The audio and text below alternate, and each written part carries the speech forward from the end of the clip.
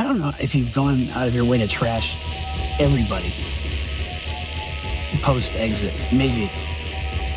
But the fact that you can't find one fucking thing nice to say about me, is fucking hurtful. Like, what the hell is your problem? What did I do to you?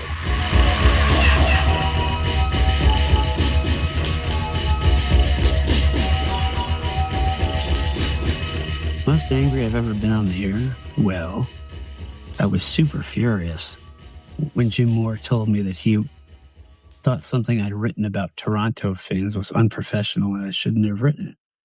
But I think I mostly kept that contained until the commercial break, when we spent the full time talking very loudly. Some might say it was shouting. I wouldn't talk to Jim over the next few days except during the show. Crazier things have happened in radio, I suppose. Maybe. Yeah. That was a fantastic show. It really was. And some of the tension that existed is necessary to bring out those moments. I agree. Tension brings out creativity. You wouldn't want to do it on purpose because that would sound fake, but I agree. It accomplishes exactly that. If I could do it over again, I'd be better in my role on the air. If I did it again, I would disregard the pressure that was periodically applied to me to change the show. Amen. Gonna need a 30 for 30 for the 710 crew once everyone has come and gone. I always thought Wassell would have really put that show over the edge. Would have fit the Misfits vibe. Whatever happened to Tom? He seemingly disappeared when I tried Googling. I bantered with him on Twitter in the first year of the pandemic, but there's no sign of him that I can find. No sign of him? Seemed like he was getting a bit erratic towards the end there, but I'm not sure. End of what? 710? How? I mean, I wouldn't say erratic, but with the insolent sensibilities of some of these people who just don't know shit about anything, let alone what may or may not have been going on around me, I can see how they can, if they only have one way of processing that kind of thing, I could see how maybe they would conclude that it's wrong, but it feeds the narrative. When enough things are said about you that are wrong or implied, it might even put a person in a headspace that makes their behavior seem out of the ordinary, I guess. Put plainly, maybe it makes him a little fucking crazy to just be lied about constantly, or at least, at the very least, not corrected. Yeah, that wouldn't make anybody outspoken in defense of themselves, would it? No, just whatever you, the Poto apologist or Eric Jacobs, whatever you see, that's all there is to see, and that's all there is to be judged, and you shall judge it. Depends on what era Wassell we're talking about. He became increasingly volatile. When did I get fired? November of 2020. It was the 12th, I think it was, actually. Between, what was it, March? I want to say March and November of that year, 2020. We were all home because of COVID. We were doing the shows remotely.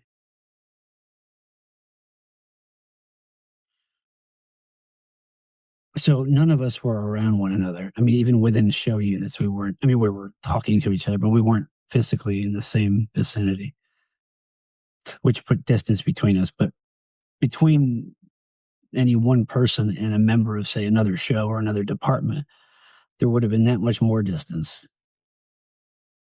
The hey, how you doing sort of day-to-day interaction was just gone at that point. And I never came back before that was over.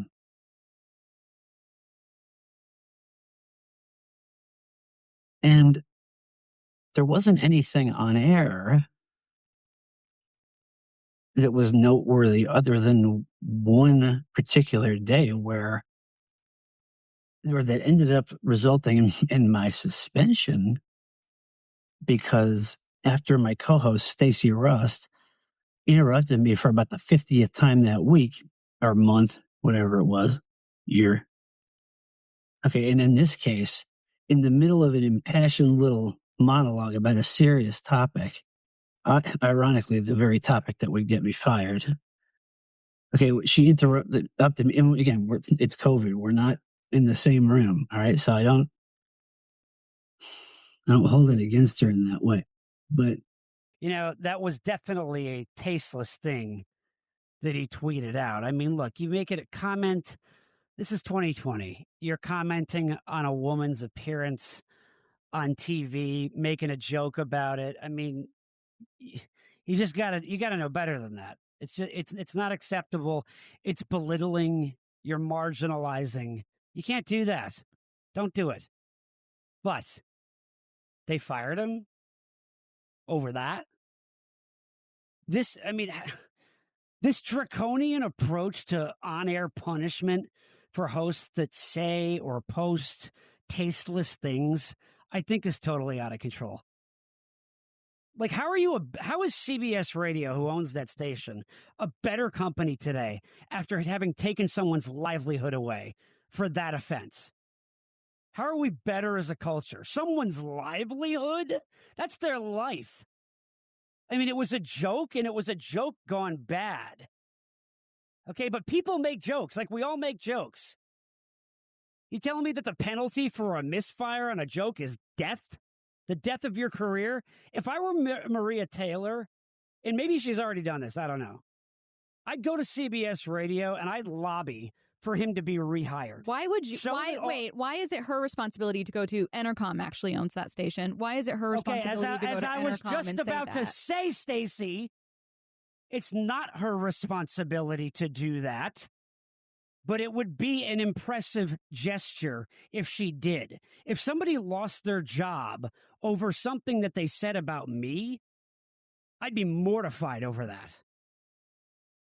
And let's not forget, by the way, that Deshaun Jackson tweets out Nazi propaganda, and that gets met with a shrug by the media. But make a tasteless joke about clothing, you're fired. Our approach to dealing with public people who make mistakes in this country is appallingly immature, in a lot of cases, dangerous. Thank you. And corrected the record because I had to in that moment because of what she was saying about this or what she was saying about what I was saying about this topic. And then, of course, 710 jumps on it as their big Me Too moment. And I get suspended in the whole thing. But it's interesting because other than that, what else was there? On air or off? I mean, off air, it couldn't have been anything because we weren't in the same room ever. And if you go back and actually, listen to even 10 seconds of any of the tapes or 10 hours, whatever you want to make it, the evidence isn't there. Of volatility? I mean, the incident that I just described there barely even qualifies in comparison to what Danny just outlined about himself. He's talking about shouting off there and swear or doing this. I know that story. I know that Jim trolled him and Danny went nuts and they were I mean, is what I did or what happened between Stacey and I even a fraction of that? No. The Danny David Moore show had a brawl. The glory days. An hour before the show. Would you guys be able to go on air and be cool? Would Jim and I screamed at each other throughout one commercial break, and we didn't fight, but it was about 5 minutes, and we finished the show. So, yeah, we would say this. Look, those things happen. It's three guys that work together a lot. We're like families, so these things happen sometimes. You just dust it off. But it's okay because when it's two men doing it, it's like it's normal, it's fine. But when Tom's doing it, and there happens to be a woman who's provoking him, they not only suspend him, but they give her his job and then fire him. after the investigation. It's like, oh, yeah, we'll let you keep working here. We're going to do a little re-entry. Going to do this, prove this and that. Okay, all right, sure, I prove this. Boom, gone.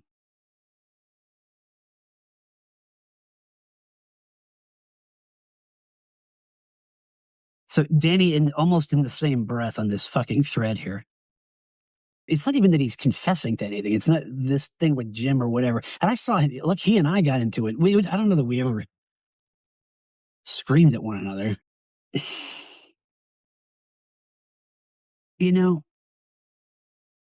And Danny, by the way, I have to say, in the time or since we all got whacked, Danny has at least once written articles about this or that. So, his own experiences with hosting radio or whatever. That's fine. It's his right to do that.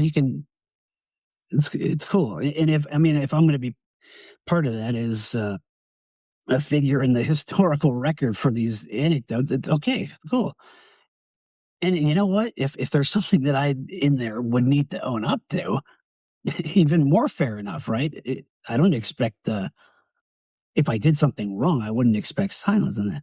But there's this one thing where there was an on-air spur of the moment thing where Danny kind of made a what did he do? Oh, he mispronounced I think it was Aaron Goldsmith's name or something. And I'm the producer at the time of Brock and Danny, so I got in his ear, meaning through the talkback button where it goes right into his earphone. Only he can hear me. And I forget what I said. Something like instead of correcting him and just feeding him like the right name, I repeated back whatever it was that he said in like a questioning way. Not. I was probably doing it as like, I don't know, a joke or something like that. Me thinking maybe he had known what mistake he made or something like that. But it was the wrong thing for me to do in the moment. Not wrong like an offense, like I had injured him.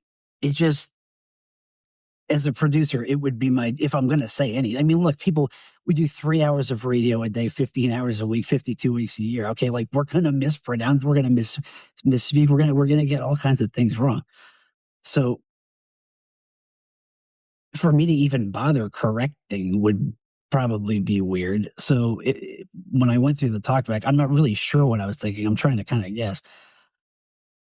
But at the end of the day, I knew that it didn't like help the the matter if there was one. I didn't realize that there was to the extent that he later described. But okay, I accept that. I accept that. That's a credible thing. I've been in that moment where you feel like you effed something up in front of however many people who are listening. It's when you're feeling it, okay. But even if he wasn't feeling that, for me to do that was like it just would have been a pointless throwaway. Okay, like it wasn't. So okay, so guess what? The hosts they make mistakes, and the host. I became a host. I made mistakes on air.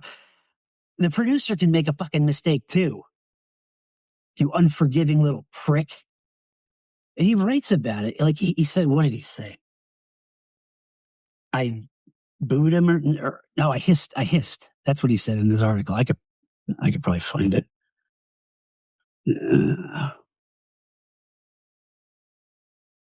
Whatever, that's right. Tom Wassell hissed.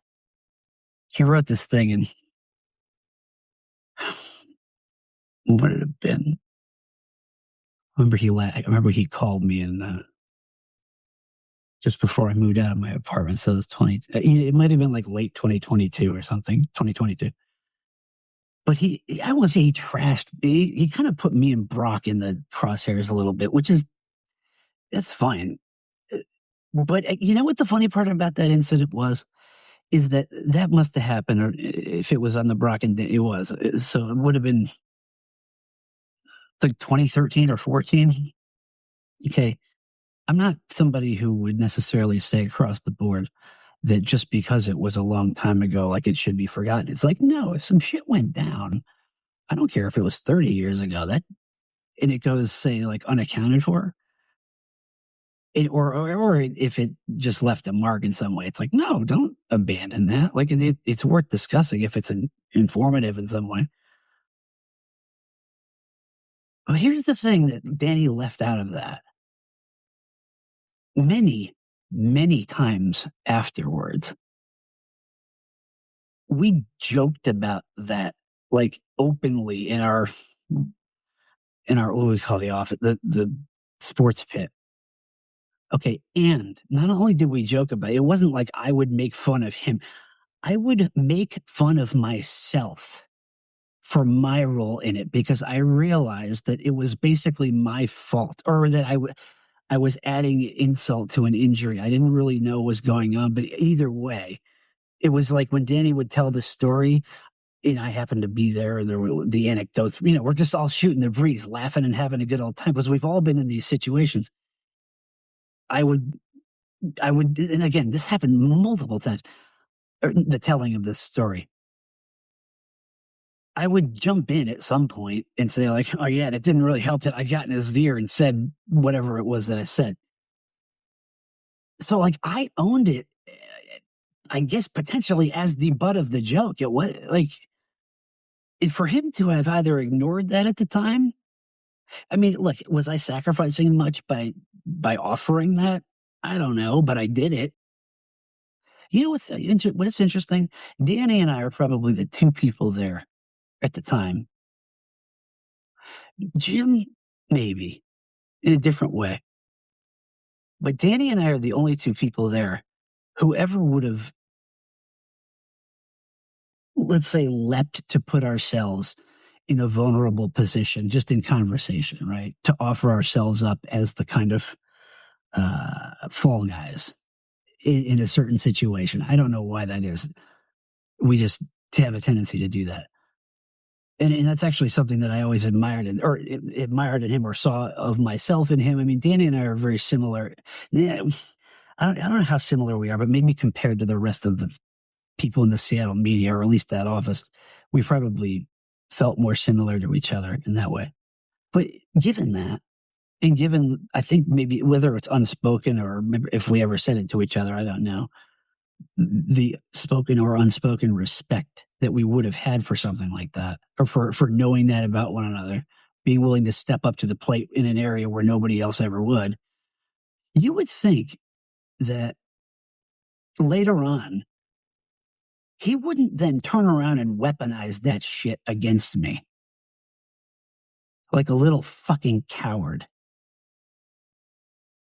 The reason why, like in Danny's little anecdote there about Jim and screaming at him or whatever, the reason why that's valid in my mind as behavior is because if somebody fucking pushes your buttons and does it on purpose just to piss you off and gaslight you or something, trolling, whatever you want to call it, it's okay to scream back, push back, shout back, whatever you got to do.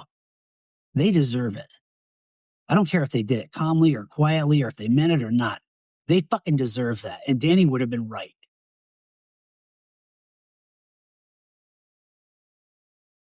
And he would have known that. I mean, I'm not sure if I ever talked about that incident with him directly. Maybe we did. But he would have known that I would have supported him on that all the fucking way. And still do. But in this thread here, he both accounts for that behavior, tells it as a one-off, like, it was so funny when I yelled at Jim.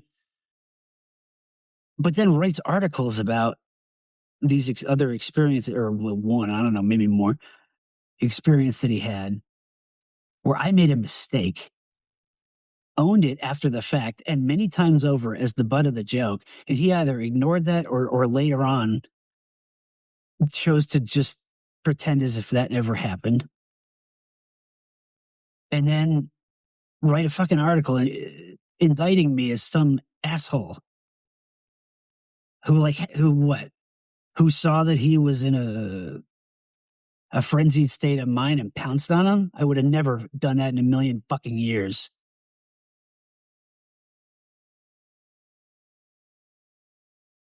I was only ever there for him and he there for me when we needed, because we were two people who actually could rely on each other in that way in very serious moments, I have to say. And he isolates me as a person who after I'm out the door, or after we're all out the door, somebody he could shit on? Volatile?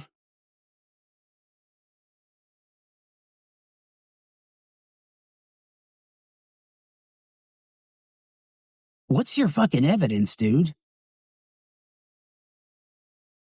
And after I'm fired doesn't count. I'm sorry. Because you have no idea what the fuck I went through after that, or what the company put me through, or even our fucking former colleagues. And by the way, I guess I can add your name to the list, you little prick. That'll make you erratic in 10 seconds. Just having one friend after another betray you with bullshit. And then guess what? The rest of them see this going on. And they think, oh, something's up with Tom. He's radioactive. Shut him out. I hope it's not the case that any of you guys have claimed yourselves as empathetic, or claimed the need for empathy for everybody around you as some bullshit virtue signal. Because you sure as hell didn't show it to the person that was your friend for a decade. You just heard rumor and globbed onto it and just said, yeah, it's just cost benefit analysis here. Yeah, it just cost me less to just not ever talk to Tom again. Just erase him. I guess I can give Danny this much credit. At least he mentioned my name as if I was there. Nobody else will ever fucking do that again. And here's the thing. Why? What's the reason? What, like, you're seeing me here all agitated now. Yeah. And you would be too if all of a sudden everybody you knew, including your own fucking family, your fiance, your friends, your colleagues, everybody you knew, one by one disappeared because they heard some bullshit coughed up by the last person before them. And without coming to me and saying, hey, what was it? They just fucking left, all of them. Chicken shit. That'll make you behave erratically, believe me. But it's nice and comfortable on Twitter to say something like, oh yeah, well, he was just this. Oh, he was just that. Oh, Wassell's this, Wassell's that. Fuck you. Here's a question to anybody, whether you ever knew me, you're a colleague of mine, or maybe you were a fan, or you talk some shit, whatever. If I put a gun to my head right now, okay, and blew my brains out, okay, and then there was some, who knows how long before they find me, but there was some fucking, little blurb somewhere, either in Twitter or wherever. It said, former radio host Tom Wassell takes own life, leaves suicide note, accounting for it in the way I just did. Would it give you pause at all to think about your behavior, like at all? Like the consequences of just turning your back individually and collectively on a friend who, by the way, was at his most fucking vulnerable point, and you would have known it because it was public. And what happened to him, okay, was something that you would have dreaded. You would do anything to avoid. But instead of being sympathetic, empathetic, whatever term you want to use, you just figured there was a good reason for it, but you sided with them, or you sided with the industry, or just the sort of collective bullshit narrative, so you could hide in the safety of that. And you left me alone out there. Now, look, I don't mind operating alone, but not in the sense that I would be then vilified or abandoned after the fucking fact. What's the offense? It's one thing, name whoever you want, some celebrity, athlete, they say something publicly, they get in trouble, okay. Or they do something. What's my offense?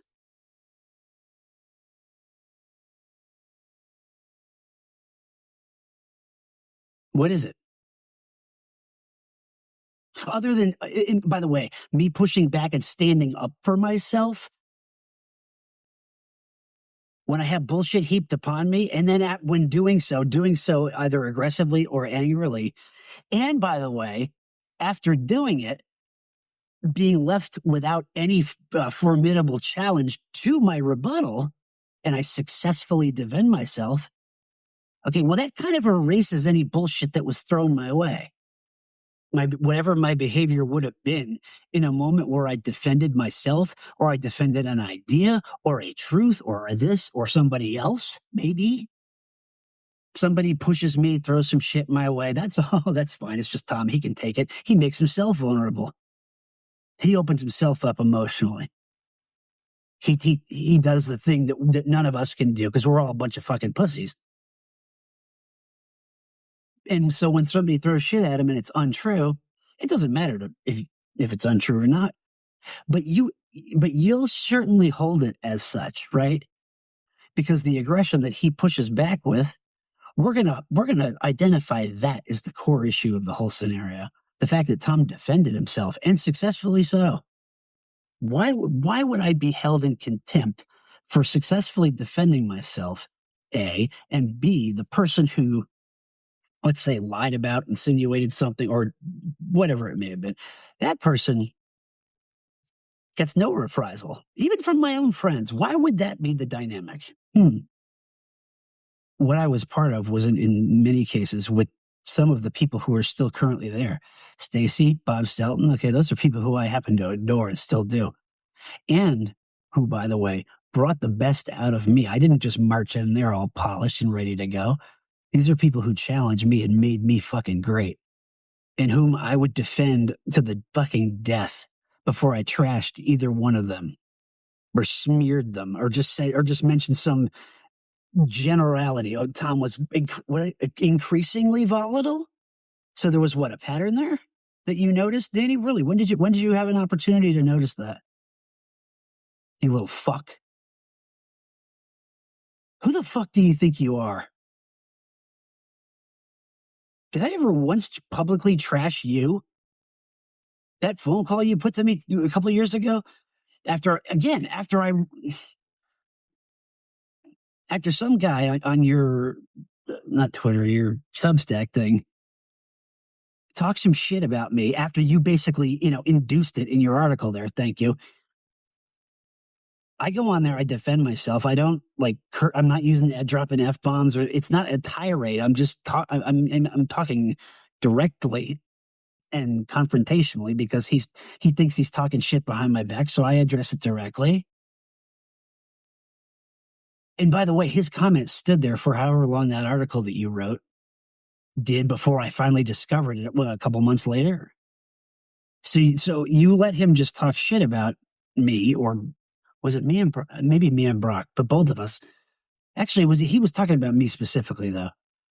So you just saw that and let it stand. No problem. Oh, he's talking shit about Tom. No big deal. But then I respond in defense of myself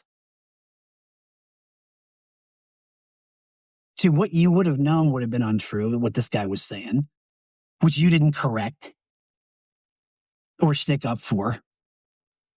And instead, what do? You call me, a day or two later? And tell me, what I did in your little space there is not allowed? Really? I mean, all the Twitter feedback, anything you've ever gotten on the text, the show text thing we used to do, the text toy, all that feedback you ever got. How many people did you call at home after 2 years of not speaking to them? And without offering so much as a, hey, how you doing? How many of them did you call personally to reprimand and then eject from your little fucking Substack page? You eject somebody who A, was defending himself, okay, against somebody who where you wouldn't intervene, even though you're the big regulator, and somebody who actually paid you $5 of his money to be able to do it. In a million years, I wouldn't behave with such disrespect. What you just blow. And then when I brought that up in that phone call, you said, "Oh, I'll give you your $5 back." Just At all costs. At all costs. Your goal was to just get me the hell out of there. Why? You've I don't know if you've gone out of your way to trash everybody post-exit, maybe. But the fact that you can't find one fucking thing nice to say about me is fucking hurtful. What the hell is your problem? What did I do to you? There was also a throw involved. It was actually the second throw of the day. The old hand wedge out of the sand. But all in all, just an unbelievable time. And to welcome in, not just the costume, but to welcome in Danny, to go have some steak, to finish this night off right, and Tom, unfortunately, to drive home. But have a lot to think about. And pick a 17 yet again. From Suncadia, the Brock and Danny Show, with Tom's 11.